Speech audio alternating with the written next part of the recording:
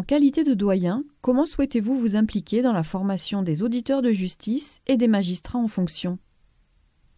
Moi, je suis un chercheur, sociologue, chercheur en sciences sociales, et tout ce que j'ai fait depuis que j'ai commencé à travailler sur les tribunaux dans les années 75-80, ça a été d'essayer de comprendre comment fonctionnent les juridictions, comment travaillent les professionnels du droit et de la justice, comment s'organisent les professions. C'était ça mon travail, avec une vue qui n'est pas une vue dogmatique. Ce qui m'intéresse, c'est de rendre compte des fonctionnements judiciaires et de montrer aux gens comment ils fonctionnent eux-mêmes, en espérant qu'ils vont s'y retrouver. Et au fond, quand on a commencé à faire ça au début, en France, c'était difficile. C'était une perspective qui n'intéressait pas grand monde, ni dans la justice, ni dans les sciences sociales. Et aujourd'hui, les choses ont changé. Beaucoup de jeunes chercheurs s'intéressent à la justice, au travail des professions judiciaires, aux tribunaux. Et du coup, il y a vraiment un foyer de connaissances, de travaux dans lequel on parle du fonctionnement des tribunaux, des discriminations et de la manière d'y faire face, etc. Et moi, ce que je pense en tant que doyen ici, c'est que il faut essayer de mieux faire passer ces connaissances et d'en faire tirer profit aux auditeurs de justice. C'est l'une des choses que je me vois faire. Quel est, de votre point de vue, l'enjeu du pôle environnement judiciaire? Ici, les auditeurs, c'est des bons juristes, ça ne fait pas de doute. Ils sont sélectionnés pour ça. Et en même temps, on sait bien que le magistrat, il est dans le monde, il est soumis à des intérêts, il est placé dans des contextes. Tout est complexe aujourd'hui et on ne peut que penser qu'il va bénéficier de travaux, de connaissances qui, venant de différentes disciplines, vont le rendre plus sensible aux domaines sur lesquels il travaille, sur les manières de fonctionner dans les juridictions avec les différents acteurs, les différents partenaires de la justice.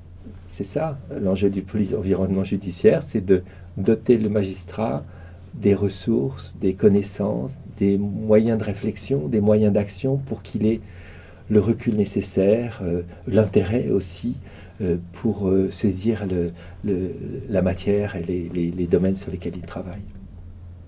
Quelles disciplines des sciences sociales peuvent être utilisées pour améliorer la connaissance et la compréhension du contexte dans lequel sont prises les décisions du magistrat? Toutes les disciplines des sciences sociales ici peuvent être mobilisées. Je pense à l'histoire, par exemple. Moi, je ne suis pas très historien, je le regrette souvent, mais je sais que avoir une compréhension dans la longue période, c'est ça qui permet de donner sens à ce qui se passe dans un domaine particulier et à l'action que le magistrat peut avoir dans ce domaine. Je pense à la psychologie, bien sûr, qui est représentée depuis longtemps dans les activités du pôle. Je pense à la sociologie, évidemment. Et peut-être qu'il faut aussi aujourd'hui faire appel à d'autres, je ne sais pas si c'est des disciplines, mais à d'autres connaissances qui peuvent informer les évolutions en cours. Je ne sais pas, l'économie, la gestion, les questions autour du numérique. Tout ça doit amener des réflexions sur ce qui est en train de se passer dans les tribunaux. Vos publications traitent notamment du thème de la séparation.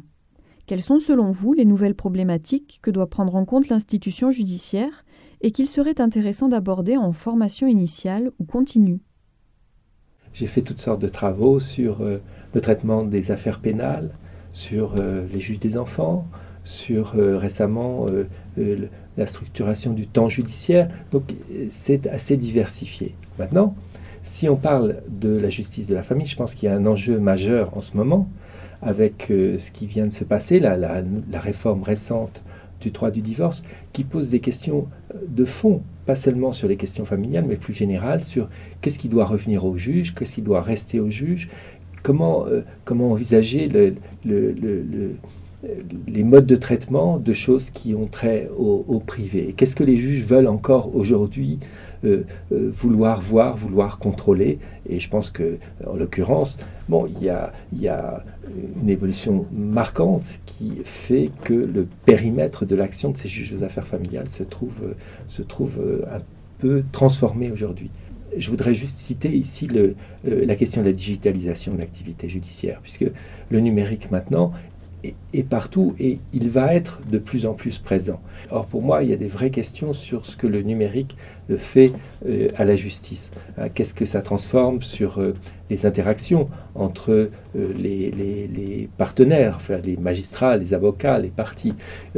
En quoi ça change la notion, l'horizon temporel de la justice, de passer par un vecteur numérique, ou encore qu'est-ce que ça produit par rapport à la question du débat judiciaire, puisque ce qu'on voit aujourd'hui dans tous les secteurs de la justice, et là c'en est un encore, c'est l'ensemble des secteurs de la justice qui sont concernés, c'est que le débat judiciaire se réduit. Est-ce que c'est ça aussi à quoi on peut s'attendre à travers la diffusion du numérique dans les juridictions?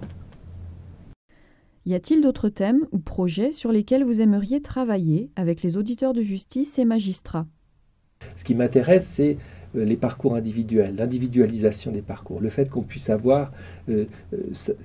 aider les gens à formuler ce qui les intéresse eux et ce qu'ils veulent acquérir à travers une formation. Bien sûr, je sais que dans les années récentes, il y a un travail qui est fait pour se rapprocher plus d'une prise en charge où l'auditeur est actif et participe à sa formation. Et c'est, je crois, une bonne chose, et c'est une chose avec laquelle je serais tout à fait en accord et désireux de poursuivre. Pour le sociologue, les magistrats en formation continue, c'est une chose extraordinaire, exigeante, mais qui apporte beaucoup. Pour moi, c'est vraiment quelque chose où il y a un échange, et je crois que c'est l'ensemble des chercheurs qui font ça, partagent cette impression. C'est un lieu de réflexion. Les magistrats n'ont pas beaucoup l'occasion de parler de leur pratique lorsqu'ils sont dans les tribunaux, et la formation continue, c'est un vecteur essentiel pour réfléchir à sa pratique. Et quand nous, en tant que chercheurs, nous pouvons y être associés, c'est toujours un bonheur.